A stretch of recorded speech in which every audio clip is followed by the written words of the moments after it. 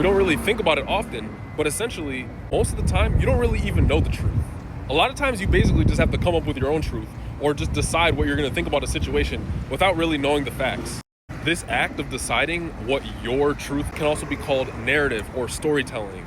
The narrative, is where all of your power as a human lies.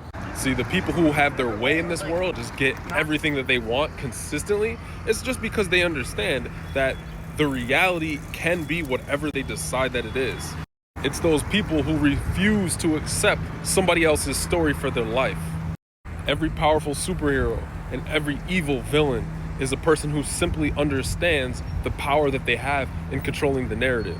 Because if we're being honest, it isn't what happens to you that matters. It's what do you decide that the meaning of what happened is. With this framework in mind, understanding the nature of power as a human, which is the ability to control the narrative, in the absence of knowing the truth, we can easily see how belief systems and dogma that suggest things like you're born evil, you can never be perfect, you can never be good enough, and you can only be redeemed by someone else who's gonna judge you later, right? That's your fate.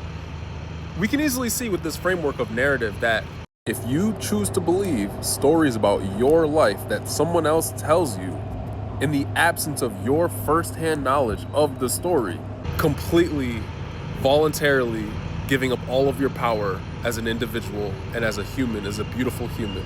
And the effect is that you only get to be who they say that you can be. And you only get to do in this life what they say that you can do in this life.